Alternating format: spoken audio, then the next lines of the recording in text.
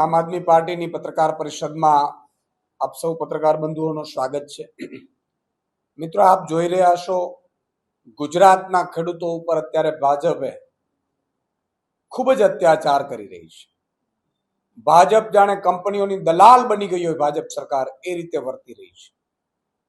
કંપનીઓ પ્રાઇવેટ રીતે કમાવા આવી છે, કંપનીઓને કરોડો રૂપિયાનો નફો મેળવવાનો છે, પરંતુ ખેડૂતોના ભોગે અત્યારે કંપનીઓ નફો રડવા માટે તૈયાર થઈ ગઈ છે અને ભાજપ સરકાર આ કંપનીઓ સાથે મિલીભગતથી ભાડે પોલીસ આપીને ખેડૂતો ઉપર અત્યાચાર કરી રહી છે।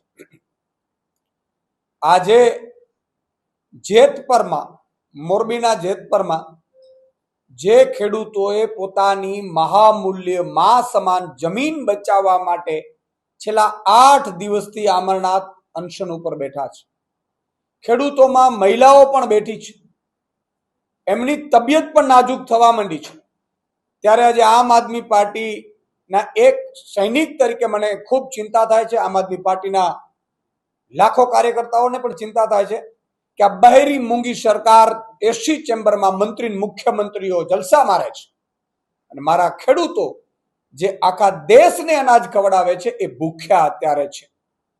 અત્યારે એમની હાલત ખૂબ નાજુક થઈ છે। ત્યારે સરકાર પાસે પહેલી માંગણી તો એ કરીએ છીએ કે જેતપર ગામના લોકોને સરકાર, મુખ્યમંત્રી, મંત્રીઓ મળે અને એમની માંગણીઓ યથાશક્તિ સ્વીકારવામાં આવે તુરંત અને એમનું અનશન છે પૂર્ણ કરવામાં આવે।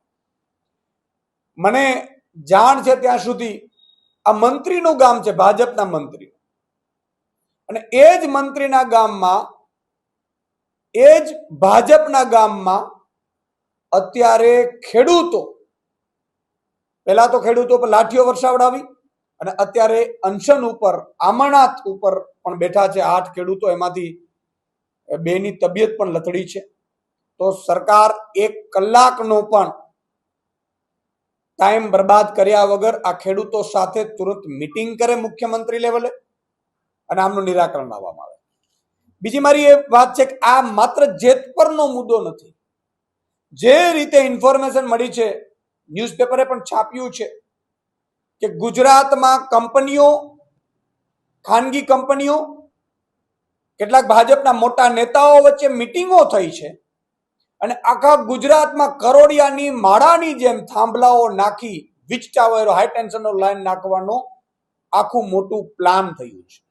સરકારે ખુલાસો કરવો જોઈએ કેટલી લાઈનો નાખવાની છે, ક્યારે નાખવાની છે, કઈ રીતે નાખવાની છે, પણ જે રીતે પ્રાઇમરી ઇન્ફોર્મેશન મળી છે પ્રમાણે આ માત્ર જેતપર, મોરબી, કચ્છ, દ્વારકા, રાજકોટ, જામનગર નથી।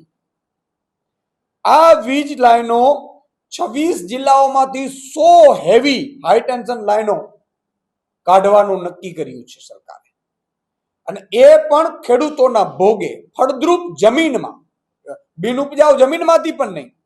અને લગભગ એવરેજ એક લાઈનની લંબાઈ 500 કિલોમીટરની આસપાસ છે, આવી 100 લાઈનો નાખવાનું લગભગ નક્કી થયું છે, જેમાં એક લાઈનમાં 1500 જેટલા થાંભલાઓ આવે તો વિચાર કરો 100 લાઈનમાં કેટલા થાંભલા આવશે, એટલે લગભગ 1.5 લાખ જેટલા થાંભલાઓ ખેડૂતોના ખેતરોમાંથી એની મા સમાન જમીનના કાળજા ચીરીને આ થાંભલાઓ નાખવામાં આવશે અને લગભગ પોલીસને પણ એટલા માટે તૈયારી કરી દેવામાં આવી છે। ત્યારે મારે સરકારશ્રીને વિનંતી છે કે ખેડૂતો ઉપર તમે અત્યાચાર કરશો, પોલીસ મોકલશો, ખોટા કેસ કરશો, ડરાવશો, ધમકાવશો, કદાચ ખેડૂતો મૂકી પણ દેશે, પણ ઈશ્વરનો ડર કમસે કમ તમે રાખો, ભગવાનનો ડર રાખો। તમે જે રીતે સરકાર, અત્યારે તમારે સ્થાનિક સ્વરાજ ચૂંટણી પહેલા કેમ કામ ચાલુ ન કર્યું ભાઈ તમે? અને તમારામાં જો ત્રેવડ હોય તો હું સરકારને, જો સમાધાન ખેડૂતો સાથે ન કરવા હોય, વળતર પૂરું ન આપવું હોય, તો હું સરકારને ચેલેન્જ આપું છું કે ચૂંટણીના 3 મહિના પહેલા ઓક્ટોબર 2027માં આ થાંભલાઓ નાખવાની કામગીરી તમે શરૂ કરો, જો તમારામાં ત્રેવડ હોય, પણ તમારે સ્થાનિક સ્વરાજની ચૂંટણી પતી અને વિધાનસભાની હજી બહુ વાર છે, 1.5 વર્ષ, પોણા 2 વર્ષની વાર છે, ત્યારે તમે નાખવાનું કામ ચાલુ કર્યું છે। એટલે મારે આ સરકારની જે મનસા છે એના ઉપર એક સવાલ થાય છે, અને સવાલ એટલા માટે થાય છે કે મારા લાખો ખેડૂતો આમાં પીડિત થવાના છે। લગભગ અંદાજ છે કે પ્રતિ કિલોમીટરે 77 વીઘા જમીન એ આમાં અસરગ્રસ્ત થાય છે, ફળદ્રુપ જમીન. એટલે જે ખેડૂતોને પણ કહું છું કે ખેડૂતો બધા એક થજો. આજે આમના ખેતરમાં છે, તમારા ભાઈના ખેતરમાં, કાલે તમારા ખેતરમાં આવશે. કારણ કે આ મોટો પ્લાન ભાજપ લઈને આવ્યું છે અને લગભગ કુલ અસરગ્રસ્ત 38 લાખની આસપાસ વીઘા ઉપર આ થાંભલાઓ પડવાની શક્યતાઓ છે. લગભગ ખેડૂતોના ખેતરો આવી જશે. લગભગ 5.5 લાખથી વધુ ખેડૂત અને એમનો પરિવાર ગણો, મજૂરો ગણો તો લગભગ 30 થી 40 લાખ લોકો અસરગ્રસ્ત થવાના છે. આ નાની સુની વાત નથી. એટલે સરકારશ્રી પાસે મારી સીધી માંગણી છે, આ પહેલા પણ અમે માંગણી કરી છે, આજે પણ કરું છું કે સરકારશ્રી રાજ્ય લેવલની, સ્ટેટ લેવલની, કલેક્ટર લેવલે નહીં, સ્ટેટ લેવલની વળતર કમિટીની રચના કરો, જેમાં ઉચ્ચ અધિકારીઓ હોય, કેન્દ્રના અધિકારીઓ હોય, જેમાં ખેડૂત આગેવાનો હોય, ખેડૂત પ્રતિનિધિત્વ હોય અને અસરગ્રસ્ત ખેડૂતો હોય, અને વળતર તમે નક્કી કરો. વળતર એવી રીતે નક્કી કરવામાં આવે કે જે 25 વર્ષ પછીની જમીનની કિંમત અંદાજિત હોય એ રીતે વળતર નક્કી કરવામાં આવે. એવી સરકારશ્રી પાસે અમે માંગ કરીએ છીએ. આમ આદમી પાર્ટી ખેડૂતોની સાથે છે અને આ મામલામાં અમે તો લડીશું, અમારા ભોગે લડત લખેલી છે ત્યાં સુધી સંઘર્ષ કરીશું. પણ ખેડૂતોને પણ અમે કહેવા માંગીએ છીએ કે 27 તારીખે ખેડૂતોના સમર્થનમાં સુરેન્દ્રનગરમાં આમ આદમી પાર્ટી, અમે પાર્ટી લેવલે જ કાર્યક્રમ કરવાના છીએ. અમે કોઈ ભ્રમિત કરવામાં માનતા નથી, કારણ કે અમારા ખેડૂતના કાર્યક્રમોમાં, આમ આદમી પાર્ટીના કાર્યક્રમોમાં પણ ખેડૂતો ખૂબ આવે છે, કારણ કે અમારા ઉપર વિશ્વાસ છે અને અમે ક્યારેય દગો કરવાના નથી, છેતરવાના નથી. અમારા ખોડિયામાં પ્રાણ છે ત્યાં સુધી ખેડૂતો માટે લડીશું અને ખેડૂતોના મામલે કોઈને પણ સોદો કરવા દેશું નહીં, કે ના અમારામાંથી કોઈ કરશે એની હું ગેરંટી આપું છું.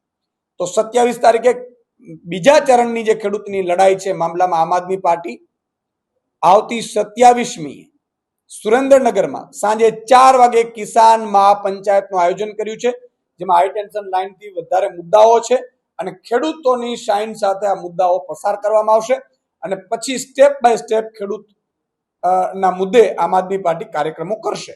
તો મારી પહેલી જ માંગણી છે કે સરકાર હાઈ લેવલની કમિટી રચે અને 25 વર્ષ પછીમાં માન લો કે તમે ખેડૂતોને પાર્ટનર બનાવડાવો અથવા એવી રીતે 2 કરોડની આસપાસનું વળતર આપો કે મહિને ₹1,00,000 થાંભલાનું ભાડું આપો. આ રીતે જે પણ રીતે વળતર કમિટી નક્કી કરે પ્રમાણે વળતર એક નક્કી થાય, જેમાં ખેડૂતોની સહમતિ હોય અને એમાં મોટા પ્રમાણમાં ખેડૂત લોકો હોય. જેમ આપણે એફઆરસીમાં આપણે કમિટી રચી હતી, જો કે એફઆરસીની કમિટીમાં તમે વાલીઓને બહુ બાદ કરી નાખ્યા છે, પણ આમાં ખેડૂતોને લઈને સરકાર કરે એવી અમારી માંગ છે.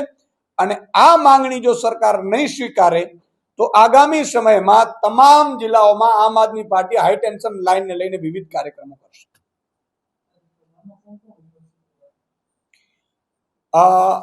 આમ આદમી પાર્ટીની કિસાન મહાપંચાયત છે, એમાં અમારા પ્રદેશ લેવલના તમામ આગેવાનો ખેડૂતોને મુદ્દે ઉપસ્થિત રહેશે.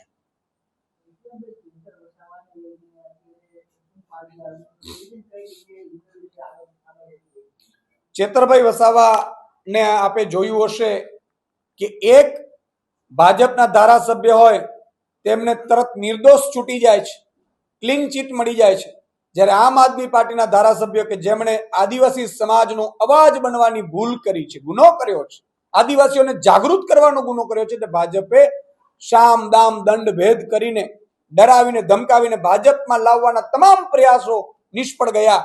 ત્યારે એમના ઉપર ડે ટુ ડે કેસ ચલાવડાવીને 7 વર્ષની સજા જે આપી છે ચેતરભાઈ વસાવાને, જેને લઈને સમગ્ર આદિવાસી સમાજના યુવાનો, મહિલાઓ, માતા બેન, દીકરીઓમાં તો વિરોધ છે જ ભાજપને લઈને, પણ આખા ગુજરાતમાં એનો વિરોધ છે, જેને લઈને આમ આદમી પાર્ટીએ નક્કી કર્યું છે અમે 26 તારીખે તમામ જિલ્લાઓમાં આઈ સપોર્ટ ચેતર વસાવા કરીને એક માર્ચ કાઢવાના છીએ.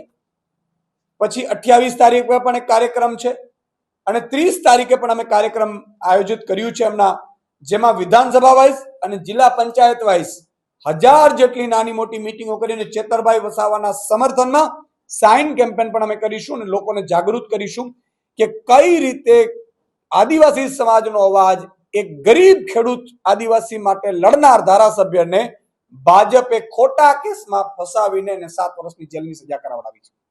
અને આ મામલે આજે જ અમે અમારી અહીંયા 8 જેટલા વકીલોની ટીમ બનાવી છે, જેમાં દિલ્હી લેવલથી પણ છે અને ગુજરાત લેવલથી પણ સારા સારા નામાંકિત વકીલો છે, જે હાઈકોર્ટમાં આગામી 2 થી 3 દિવસની અંદર આ કેસમાં અમે અપીલમાં જવાના છીએ. અને આ મામલે અમારે હાઈકોર્ટ અને સુપ્રીમ કોર્ટ સુધી પણ લડવાનું થશે. તો ચેતરભાઈ અને સાથી મિત્રો માટે આમ આદમી પાર્ટી સુપ્રીમ કોર્ટ સુધી લડવા માટે તૈયાર છે.